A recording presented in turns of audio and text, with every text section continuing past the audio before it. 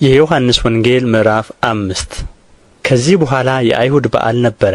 ኢየሱስም ወደ ኢየሩሳሌም ወጣ። በኢየሩሳሌምም በበጎች በር አጠገብ በዕብራይስጥ ቤተ ሳይዳ የምትባል አንዲት መጠመቂያ ነበረች። 5 መመላለሻ ነበረባት። በእነዚህ ውስጥ የውኃውን መንቀሳቀስ እየጠበቁ በሽተኞችና ዕውሮች፣ አንካሶችም ሰውነታቸውም የሰለለ ብዙ ሕዝብ ይተኙ ነበር። አንዳንድ ጊዜ የጌታ መልአክ ወደ መጠመቂያይቱ ወርዶ ውኃውን ያናውጥ ነበርና፣ እንግዲህ ከውኃው መናወጥ በኋላ በመጀመሪያ የገባ ከማናቸው ካለበት ደዌ ጤናማ ይሆን ነበር። በዚያም ከ38 ዓመት ጀምሮ የታመመ አንድ ሰው ነበረ። ኢየሱስ ይህን ሰው ተኝቶ ባየ ጊዜ እስካሁን ብዙ ዘመን እንዲሁ እንደ ነበረ አውቆ ልትድን ትወዳለህን? አለው። ድዊውም ጌታ ሆይ፣ ውኃው በተናወጠ ጊዜ በመጠመቂያይቱ ውስጥ የሚያኖረኝ ሰው የለኝም፣ ነገር ግን እኔ ስመጣ ሳለሁ ሌላው ቀድሞኝ ይወርዳል ብሎ መለሰለት። ኢየሱስ ተነሣና አልጋህን ተሸክመህ ሂድ አለው። ወዲያውም ሰውየው ዳነ፣ አልጋውንም ተሸክሞ ሄደ። ያም ቀን ሰንበት ነበር። ስለዚህ አይሁድ የተፈወሰውን ሰው ሰንበት ነው፣ አልጋህን ልትሸከም አልተፈቀደልህም አሉት። እርሱ ግን ያዳነኝ ያ ሰው አልጋህን ተሸክመህ ሂድ አለኝ ብሎ መለሰላቸው። እነርሱም አልጋህን ተሸክመህ ሂድ ያለህ ሰው ማን ነው ብለው ጠየቁት። ዳሩ ግን በዚያ ስፍራ ሕዝብ ስለ ነበሩ ኢየሱስ ፈቀቅ ብሎ ነበርና የተፈወሰው ሰው ማን እንደሆነ አላወቀም። ከዚህ በኋላ ኢየሱስ በመቅደስ አገኘውና እነሆ ድነሃል፣ ከዚህ የሚብስ እንዳይደርስብህ ወደ ፊት ኃጢአት አትሥራ አለው። ሰውየው ሄዶ ያዳነው ኢየሱስ እንደሆነ ለአይሁድ ነገረ። ስለዚህም በሰንበት ይህን ስላደረገ አይሁድ ኢየሱስን ያሳድዱት ነበር፣ ሊገሉትም ይፈልጉ ነበር። ኢየሱስ ግን አባቴ እስከ ዛሬ ይሠራል፣ እኔም ደግሞ እሠራለሁ ብሎ መለሰላቸው። እንግዲህ ሰንበትን ስለ ሻረ ብቻ አይደለም፣ ነገር ግን ደግሞ ራሱን ከእግዚአብሔር ጋር አስተካክሎ እግዚአብሔር አባቴ ነው ስላለ፣ ስለዚህ አይሁድ ሊገሉት አብዝተው ይፈልጉት ነበር። ስለዚህ ኢየሱስ መለሰ እንዲህም አላቸው፣ እውነት እውነት እላችኋለሁ አብ ሲያደርግ ያየውን ነው እንጂ ወልድ ከራሱ ሊያደርግ ምንም አይችልም። ያ የሚያደርገውን ሁሉ ወልድ ደግሞ ይህን እንዲሁ ያደርጋልና። አብ ወልድን ይወዳልና የሚያደርገውንም ሁሉ ያሳየዋል። እናንተም ትደነቁ ዘንድ ከዚህ የሚበልጥ ሥራ ያሳየዋል። አብ ሙታንን እንደሚያነሣ ሕይወትም እንደሚሰጣቸው እንዲሁ ወልድ ደግሞ ለሚወዳቸው ሕይወትን ይሰጣቸዋል። ሰዎች ሁሉ አብን እንደሚያከብሩት ወልድን ያከብሩት ዘንድ ፍርድን ሁሉ ለወልድ ሰጠው እንጂ አብ በአንድ ሰው እንኳ አይፈርድም። ወልድን የማያከብር የላከውን አብን አያከብርም። እውነት እውነት እላችኋለሁ ቃሌን የሚሰማ የላከኝንም የሚያምን የዘላለም ሕይወት አለው፣ ከሞትም ወደ ሕይወት ተሻገረ እንጂ ወደ ፍርድ አይመጣም። እውነት እውነት እላችኋለሁ ሙታን የእግዚአብሔርን ልጅ ድምፅ የሚሰሙበት ሰዓት ይመጣል፣ እርሱም አሁን ነው፣ የሚሰሙትም በሕይወት ይኖራሉ። አብ በራሱ ሕይወት እንዳለው እንዲሁ ደግሞ ለወልድ በራሱ ሕይወት እንዲኖረው ሰጥቶታልና የሰው ልጅም ስለ ሆነ ይፈርድ ዘንድ ሥልጣን ሰጠው። በመቃብር ያሉቱ ሁሉ ድምፁን የሚሰሙበት ሰዓት ይመጣል። መልካምም ያደረጉ ለሕይወት ትንሣኤ፣ ክፉም ያደረጉ ለፍርድ ትንሣኤ ይወጣሉና በዚህ አታድንቁ። እኔ ከራሴ አንዳች ላደርግ አይቻለኝም፣ እንደ ሰማሁ እፈርዳለሁ፣ ፍርዴም ቅን ነው፣ የላከኝን ፈቃድ እንጂ ፈቃዴን አልሻምና። እኔ ስለ ራሴ ብመሰክር ምስክሬ እውነት አይደለም፣ ስለ እኔ የሚመሰክር ሌላ ነው፣ እርሱም ስለ እኔ የሚመሰክረው ምስክር እውነት እንደሆነ አውቃለሁ። እናንተ ወደ ዮሐንስ ልካችኋል፣ እርሱም ለእውነት መስክሮአል። እኔ ግን ከሰው ምስክር አልቀበልም። እናንተ እንድትድኑ ይህን እላለሁ እንጂ። እርሱ የሚነድና የሚያበራ መብራት ነበረ፣ እናንተም ጥቂት ዘመን በብርሃኑ ደስ ሊላችሁ ወደዳችሁ። እኔ ግን ከዮሐንስ ምስክር የሚበልጥ ምስክር አለኝ። አብ ልፈጽመው የሰጠኝ ሥራ፣ ይህ የማደርገው ሥራ አብ እንደ ላከኝ ስለ እኔ ይመሰክራልና። የላከኝ አብም እርሱ ስለ እኔ መስክሮአል። ድምፁን ከቶ አልሰማችሁም፣ መልኩንም አላያችሁም። እርሱም የላከውን እናንተ አታምኑም፣ በእናንተ ዘንድ የሚኖር ቃሉ የላችሁም። እናንተ በመጻሕፍት የዘላለም ሕይወት እንዳላችሁ ይመስላችኋልና እነርሱን ትመረምራላችሁ፣ እነርሱም ስለ እኔ የሚመሰክሩ ናቸው። ነገር ግን ሕይወት እንዲሆንላችሁ ወደ እኔ ልትመጡ አትወዱም። ከሰው ክብርን አልቀበልም፣ ዳሩ ግን የእግዚአብሔር ፍቅር በራሳችሁ እንደሌላችሁ አውቃችኋለሁ። እኔ በአባቴ ስም መጥቻለሁ፣ አልተቀበላችሁኝምም። ሌላው በራሱ ስም ቢመጣ እርሱን ትቀበሉታላችሁ። እናንተ እርስ በርሳችሁ ክብር የምትቀባበሉ ከአንዱም ከእግዚአብሔር ያለውን ክብር የማትፈልጉ እንዴት ልታምኑ ትችላላችሁ? እኔ በአብ ዘንድ የምከሳችሁ አይምሰላችሁ፣ የሚከሳችሁ አለ፣ እርሱም ተስፋ የምታደርጉት ሙሴ ነው። ሙሴንስ ብታምኑት እኔን ባመናችሁ ነበር፣ እርሱ ስለ እኔ ጽፎአልና። መጻሕፍትን ካላመናችሁ ግን ቃሌን እንዴት ታምናላችሁ? የዮሐንስ ወንጌል ምዕራፍ 6። ከዚህ በኋላ ኢየሱስ ወደ ገሊላ ባሕር ማዶ ተሻገረ። እርሱም የጥብርያዶስ ባሕር ነው። በበሽተኞችም ያደረገውን ምልክት ስላዩ ብዙ ሕዝብ ተከተሉት። ኢየሱስም ወደ ተራራ ወጣና በዚያ ከደቀ መዛሙርቱ ጋር ተቀመጠ። የአይሁድ በዓልም ፋሲካ ቀርቦ ነበር። ኢየሱስም ዓይኖቹን አንስቶ ብዙ ሕዝብ ወደ እርሱ ሲመጣ አየና ፊልጶስን እነዚህ እንዲበሉ እንጀራ ከወዴት እንገዛለን አለው። ራሱ ሊያደርግ ያለውን ያውቅ ነበርና ሊፈትነው ይህን ተናገረ። ፊልጶስ እያንዳንዳቸው ትንሽ ትንሽ እንኳ እንዲቀበሉ 200 ዲናር እንጀራ አይበቃቸውም ብሎ መለሰለት። ከደቀ መዛሙርቱ አንዱ የስምዖን ጴጥሮስ ወንድም እንድርያስ 5 የገብስ እንጀራና 2 ዓሣ የያዘ ብላቴና በዚህ አለ፣ ነገር ግን እነዚህን ለሚያህሉ ሰዎች ይህ ምን ይሆናል አለው። ኢየሱስም ሰዎቹን እንዲቀመጡ አድርጉ አለ። በዚያም ስፍራ ብዙ ሣር ነበረበት። ወንዶችም ተቀመጡ፣ ቁጥራቸውም 5000 የሚያህል ነበር። ኢየሱስም እንጀራውን ያዘ፣ አመስግኖም ለደቀ መዛሙርቱ ሰጠ። ደቀ መዛሙርቱም ለተቀመጡት ሰዎች ሰጡአቸው፣ እንዲሁም ከዓሣው በፈለጉት መጠን። ከጠገቡም በኋላ ደቀ መዛሙርቱን አንድ እንኳ እንዳይጠፋ የተረፈውን ቁርስራሽ አከማቹ አላቸው። ስለዚህ አከማቹ። ከበሉትም ከ5 የገብስ እንጀራ የተረፈውን ቁርስራሽ 12 መሶብ ሞሉ። ከዚህ የተነሣ ሰዎቹ ኢየሱስ ያደረገውን ምልክት ባዩ ጊዜ ይህ በእውነት ወደ ዓለም የሚመጣው ነቢይ ነው አሉ።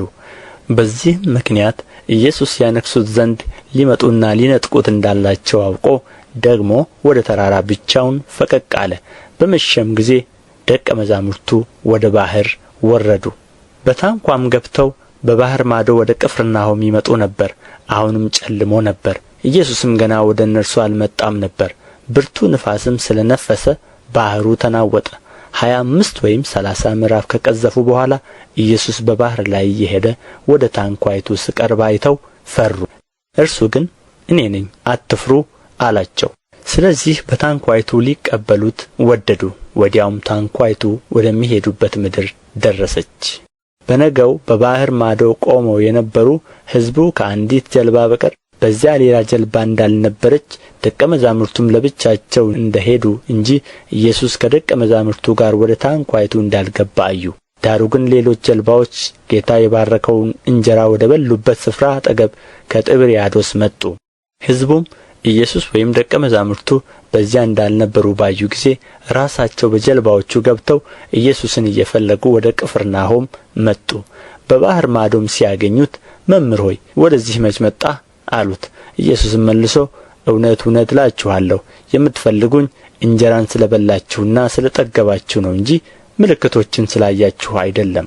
ለሚጠፋ መብል አትስሩ፣ ነገር ግን ለዘላለም ሕይወት ለሚኖር መብል የሰው ልጅ ለሚሰጣችሁ ስሩ፣ እርሱን እግዚአብሔር አብ አትሞታልና። እንግዲህ የእግዚአብሔርን ሥራ እንድንሠራ ምን እናድርግ አሉት። ኢየሱስ መልሶ ይህ የእግዚአብሔር ሥራ እርሱ በላከው እንድታምኑ ነው አላቸው። እንግዲህ እንኪያስ አይተን እንድናምንህ አንተ ምን ምልክት ታደርጋለህ? ምንስ ትሠራለህ? ይበሉ ዘንድ ከሰማይ እንጀራ ሰጣቸው ተብሎ እንደ ተጻፈ አባቶቻችን በምድረ በዳ መና በሉ አሉት። ኢየሱስም እውነት እውነት እላችኋለሁ እውነተኛ እንጀራ ከሰማይ የሚሰጣችሁ አባቴ ነው እንጂ ከሰማይ እንጀራ የሰጣችሁ ሙሴ አይደለም። የእግዚአብሔር እንጀራ ከሰማይ የሚወርድ ለዓለምም ሕይወትን የሚሰጥ ነውና አላቸው። ስለዚህ ጌታ ሆይ ይህን እንጀራ ዘወትር ስጠን አሉት። ኢየሱስም እንዲህ አላቸው፣ የሕይወት እንጀራ እኔ ነኝ። ወደ እኔ የሚመጣ ከቶ አይራብም፣ በእኔ የሚያምንም ሁልጊዜ ከቶ አይጠማም። ነገር ግን አይታችሁኝ እንዳላመናችሁ አልኋችሁ። አብ የሚሰጠኝ ሁሉ ወደ እኔ ይመጣል፣ ወደ እኔም የሚመጣውን ከቶ ወደ ውጭ አላወጣውም። ፈቃዴን ለማድረግ አይደለም እንጂ የላከኝን ፈቃድ ለማድረግ ከሰማይ ወርጃለሁና ከሰጠኝም ሁሉ አንድ እንኳ እንዳላጠፋ በመጨረሻው ቀን እንዳስነሣው እንጂ የላከኝ የአብ ፈቃድ ይህ ነው። ልጅንም አይቶ በእርሱ የሚያምን ሁሉ የዘላለም ሕይወትን እንዲያገኝ የአባቴ ፈቃድ ይህ ነው፣ እኔም በመጨረሻው ቀን አስነሣዋለሁ። እንግዲህ አይሁድ ከሰማይ የወረደ እንጀራ እኔ ነኝ ስላለ ስለ እርሱ አንጐራጐሩ። አባቱንና እናቱን የምናውቃቸው ይህ የዮሴፍ ልጅ ኢየሱስ አይደለምን? እንግዲህ ከሰማይ ወርጃለሁ እንዴት ይላል አሉ። ኢየሱስ መለሰ አላቸውም፣ እርስ በርሳችሁ አታንጐራጕሩ። የላከኝ አብ ከሳበው በቀር ወደ እኔ ሊመጣ የሚችል የለም፣ እኔም በመጨረሻው ቀን አስነሣዋለሁ። ሁሉም ከእግዚአብሔር የተማሩ ይሆናሉ ተብሎ በነቢያት ተጽፎአል። እንግዲህ ከአብ የሰማ የተማረም ሁሉ ወደ እኔ ይመጣል። አብን ያየ ማንም የለም ከእግዚአብሔር ከሆነ በቀር እርሱ አብን አይቶአል። እውነት እውነት እላችኋለሁ በእኔ የሚያምን የዘላለም ሕይወት አለው። የሕይወት እንጀራ እኔ ነኝ። አባቶቻችሁ በምድረ በዳ መና በሉ ሞቱም። ሰው ከእርሱ በልቶ እንዳይሞት ከሰማይ አሁን የወረደ እንጀራ ይህ ነው። ከሰማይ የወረደ ሕያው እንጀራ እኔ ነኝ። ሰው ከዚህ እንጀራ ቢበላ ለዘላለም ይኖራል። እኔም ስለ ዓለም ሕይወት የምሰጠው እንጀራ ሥጋዬ ነው። እንግዲህ አይሁድ ይህ ሰው ሥጋውን ልንበላ ይሰጠን ዘንድ እንዴት ይችላል ብለው እርስ በርሳቸው ተከራከሩ። ስለዚህ ኢየሱስ እንዲህ አላቸው፣ እውነት እውነት እላችኋለሁ የሰውን ልጅ ሥጋ ካልበላችሁ ደሙንም ካልጠጣችሁ በራሳችሁ ሕይወት የላችሁም። ሥጋዬን የሚበላ ደሜንም የሚጠጣ የዘላለም ሕይወት አለው፣ እኔም በመጨረሻው ቀን አስነሣዋለሁ። ሥጋዬ እውነተኛ መብል ደሜም እውነተኛ መጠጥ ነውና ሥጋዬን የሚበላ ደሜንም የሚጠጣ በእኔ ይኖራል፣ እኔም በእርሱ እኖራለሁ። ሕያው አብ እንደ ላከኝ እኔም ከአብ የተነሣ ሕያው እንደምሆን እንዲሁ የሚበላኝ ደግሞ ከእኔ የተነሣ ሕያው ይሆናል። ከሰማይ የወረደ እንጀራ ይህ ነው። አባቶቻችሁ መና በልተው እንደ ሞቱ አይደለም፣ ይህን እንጀራ የሚበላ ለዘላለም ይኖራል። በቅፍርናሆም ሲያስተምር ይህን በምኵራብ አለ። ከደቀ መዛሙርቱም ብዙዎች በሰሙ ጊዜ ይህ የሚያስጨንቅ ንግግር ነው፣ ማንስ ሊሰማው ይችላል አሉ። ኢየሱስ ግን ደቀ መዛሙርቱ ስለዚህ እንዳንጐራጕሩ በልቡ አውቆ አላቸው፣ ይህ ያሰናክላችኋልን? እንግዲህ የሰው ልጅ አስቀድሞ ወደ ነበረበት ሲወጣ ብታዩ እንዴት ይሆናል? ሕይወትን የሚሰጥ መንፈስ ነው፣ ሥጋ ምንም አይጠቅምም። እኔ የነገርኋችሁ ቃል መንፈስ ነው ሕይወትም ነው። ነገር ግን ከእናንተ የማያምኑ አሉ። ኢየሱስ የማያምኑት እነማን እንደሆኑ አሳልፎ የሚሰጠውም ማን እንደሆነ ከመጀመሪያ ያውቅ ነበርና ደግሞ ስለዚህ አልኋችሁ፣ ከአብ የተሰጠው ካልሆነ ወደ እኔ ሊመጣ የሚችል የለም አለ። ከዚህም የተነሣ ከደቀ መዛሙርቱ ብዙዎች ወደ ኋላ ተመለሱ፣ ወደ ፊትም ከእርሱ ጋር አልሄዱም። ኢየሱስም ለ12ቱ እናንተ ደግሞ ልትሄዱ ትወዳላችሁን አለ። ስምዖን ጴጥሮስ ጌታ ሆይ ወደ ማን እንሄዳለን? አንተ የዘላለም ሕይወት ቃል አለህ። እኛስ አንተ ክርስቶስ የሕያው እግዚአብሔር ልጅ እንደሆንህ አምነናል አውቀናልም ብሎ መለሰለት። ኢየሱስም እኔ እናንተን 12ታችሁን የመረጥኋችሁ አይደለምን? ከእናንተም አንዱ ዲያብሎስ ነው ብሎ መለሰላቸው። ስለ ስምዖን ልጅ ስለ አስቆሮቱ ይሁዳ ተናገረ። ከ12ቱ አንዱ የሆነ እርሱ አሳልፎ ይሰጠው ዘንድ አለውና። የዮሐንስ ወንጌል ምዕራፍ 7 ከዚህም በኋላ ኢየሱስ አይሁድ ሊገሉት ይፈልጉ ስለ ነበር በይሁዳ ሊመላለስ አይወድም ነበርና በገሊላ ይመላለስ ነበር። የአይሁድም የዳስ በዓል ቀርቦ ነበር። እንግዲህ ወንድሞቹ ደቀ መዛሙርት ደግሞ የምታደርገውን ሥራ እንዲያዩ ከዚህ ተነሳና ወደ ይሁዳ ሂድ፣ ራሱ ሊገለጥ እየፈለገ በስውር የሚሠራ የለምና እነዚህን ብታደርግ ራስህን ለዓለም ግለጥ አሉት። ወንድሞቹ እንኳ አላመኑበትም ነበርና። ኢየሱስም እንዲህ አላቸው፣ ጊዜዬ ገና አልደረሰም፣ ጊዜያችሁ ግን ዘወትር የተመቸ ነው። ዓለም እናንተን ሊጠላ አይቻለውም፣ እኔ ግን ሥራው ክፉ መሆኑን እመሰክርበታለሁና እኔን ይጠላኛል። እናንተ ወደዚህ በዓል ውጡ፣ እኔስ ጊዜ ገና ስላልተፈጸመ ወደዚህ በዓል ገና አልወጣም። ይህንም አላቸውና በገሊላ ቀረ። ወንድሞቹ ግን ወደ በዓሉ ከወጡ በኋላ በዚያን ጊዜ እርሱ ደግሞ በግልጥ ሳይሆን ተሰውሮ ወጣ። አይሁድም እርሱ ወዴት ነው እያሉ በበዓሉ ይፈልጉት ነበር። በሕዝብም መካከል ስለ እርሱ ብዙ ማንጐራጐር ነበር። አንዳንዱም ደግ ሰው ነው፣ ሌሎች ግን አይደለም፣ ሕዝቡን ግን ያስታል ይሉ ነበር። ዳሩ ግን አይሁድን ስለ ፈሩ ማንም ስለ እርሱ በግልጥ አይናገርም ነበር። አሁንም በበዓሉ እኩሌታ ኢየሱስ ወደ መቅደስ ወጥቶ ያስተምር ነበር። አይሁድም ይህ ሰው ሳይማር መጻሕፍትን እንዴት ያውቃል ብለው ይደነቁ ነበር። ስለዚህ ኢየሱስ መለሰ እንዲህም አላቸው፣ ትምህርቴስ ከላከኝ ነው እንጂ ከእኔ አይደለም። ፈቃዱን ሊያደርግ የሚወድ ቢኖር እርሱ ይህ ትምህርት ከእግዚአብሔር ቢሆን ወይም እኔ ከራሴ የምናገር ብሆን ያውቃል። ከራሱ የሚናገር የራሱን ክብር ይፈልጋል። የላከውን ክብር የሚፈልግ ግን እርሱ እውነተኛ ነው፣ በእርሱም ዓመፃ የለበትም። ሙሴ ሕግን አልሰጣችሁምን? ከእናንተ ግን ሕግን የሚያደርግ አንድ እንኳ የለም። ልትገድሉኝ ስለ ምን ትፈልጋላችሁ? ሕዝቡ መለሱና ጋኔን አለብህ፣ ማን ሊገድልህ ይፈልጋል አሉት። ኢየሱስ መለሰ አላቸውም፣ አንድ ሥራ አደረግሁ፣ ሁላችሁም ታደንቃላችሁ። ስለዚህ ሙሴ መገረዝን ሰጣችሁ፣ ከአባቶችም ነው እንጂ ከሙሴ አይደለም። በሰንበትም ሰውን ትገርዛላችሁ። የሙሴ ሕግ እንዳይሻር ሰው በሰንበት መገረዝን የሚቀበል ከሆነስ ሰውን ሁለንተናውን በሰንበት ጤናማ ስላደረግሁ ትቈጡኛላችሁን? ቅን ፍርድ ፍረዱ እንጂ በመልክ አትፍረዱ። እንግዲህ ከኢየሩሳሌም ሰዎች አንዳንዶቹ እንዲህ አሉ፣ ሊገሉት የሚፈልጉት ይህ አይደለምን? እነሆም በግልጥ ይናገራል፣ አንዳችም አይሉትም። አለቆቹ ይህ ሰው በእውነት ክርስቶስ እንደሆነ በእውነት አወቁን? ነገር ግን ይህ ከወዴት እንደሆነ አውቀናል፣ ክርስቶስ ሲመጣ ግን ከወዴት እንደሆነ ማንም አያውቅም። እንግዲህ ኢየሱስ በመቅደስ ሲያስተምር እኔንም ታውቁኛላችሁ፣ ከወዴትም እንደሆንሁ ታውቃላችሁ። እኔም በራሴ አልመጣሁም፣ ነገር ግን እናንተ የማታውቁት የላከኝ እውነተኛ ነው።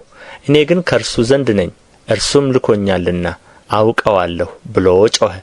ስለዚህ ሊይዙት ይፈልጉ ነበር፣ ነገር ግን ጊዜው ገና ስላልደረሰ ማንም እጁን አልጫነበትም። ከሕዝቡ ግን ብዙዎች አመኑበትና ክርስቶስ በመጣ ጊዜ ይህ ካደረጋቸው ምልክቶች ይልቅ ያደርጋልን አሉ። ፈሪሳውያንም ሕዝቡ ስለ እርሱ እንደዚህ ሲያንጐራጕሩ ሰሙ። የካህናት አለቆችም ፈሪሳውያንም ሊይዙት ሎሌዎችን ላኩ። ኢየሱስም ገና ጥቂት ጊዜ ከእናንተ ጋር እቆያለሁ፣ ወደ ላከኝም እሄዳለሁ። ትፈልጉኛላችሁ፣ አታገኙኝምም፣ እኔም ወዳለሁበት እናንተ ልትመጡ አትችሉም አለ። እንግዲህ አይሁድ እኛ እንዳናገኘው ይህ ወዴት ይሄድ ዘንድ አለው? በግሪክ ሰዎች መካከል ተበትነው ወደሚኖሩት ሊሄድና የግሪክን ሰዎች ሊያስተምር አለውን? እርሱ ትፈልጉኛላችሁ አታገኙኝምም፣ እኔም ወዳለሁበት እናንተ ልትመጡ አትችሉም የሚለው ይህ ቃል ምንድን ነው ብለው እርስ በርሳቸው ተነጋገሩ። ከበዓሉም በታላቁ በኋለኛው ቀን ኢየሱስ ቆሞ ማንም የተጠማ ቢኖር ወደ እኔ ይምጣና ይጠጣ፣ በእኔ የሚያምን መጽሐፍ እንዳለ የሕይወት ውኃ ወንዝ ከሆዱ ይፈልቃል ብሎ ጮኸ። ይህን ግን በእርሱ የሚያምኑ ሊቀበሉት ስላላቸው ስለ መንፈስ ተናገረ። ኢየሱስ ገና ስላልከበረ መንፈስ ገና አልወረደም ነበርና። ስለዚህ ከሕዝቡ አያሌ ሰዎች ይህን ቃል ሲሰሙ ይህ በእውነት ነቢዩ ነው አሉ። ሌሎች ይህ ክርስቶስ ነው አሉ። ሌሎች ግን ክርስቶስ በእውኑ ከገሊላ ይመጣልን? ክርስቶስ ከዳዊት ዘር ዳዊትም ከነበረባት መንደር ከቤተ ልሔም እንዲመጣ መጽሐፍ አላለምን? አሉ። እንግዲህ ከእርሱ የተነሣ በሕዝብ መካከል መለያየት ሆነ። ከእነርሱም አንዳንዶቹ ሊይዙት ወደዱ፣ ነገር ግን እጁን ማንም አልጫነበትም። ሎሌዎቹም ወደ ካህናት አለቆችና ወደ ፈሪሳውያን መጡ። እነዚያም ያላመጣችሁት ስለ ምን ነው አሉአቸው። ሎሌዎቹ እንደዚህ ሰው ማንም እንዲሁ ከቶ አልተናገረም ብለው መለሱ። እንግዲህ ፈሪሳውያን እናንተ ደግሞ ሳታችሁን? ከአለቆች ወይስ ከፈሪሳውያን በእርሱ ያመነ አለን? ነገር ግን ሕግን የማያውቀው ይህ ሕዝብ ርጉም ነው ብለው መለሱላቸው። ከእነርሱ አንዱ በሌሊት ቀድሞ ወደ እርሱ መጥቶ የነበረ ኒቆዲሞስ ሕጋችን አስቀድሞ ከእርሱ ሳይሰማ ምንስ እንዳደረገ ሳያውቅ በሰው ይፈርዳልን? አላቸው። እነርሱም መለሱና አንተም ደግሞ ከገሊላ ነህን? ነቢይ ከገሊላ እንዳይነሣ መርምርና እይ አሉት። እያንዳንዱም ወደ ቤቱ ሄደ።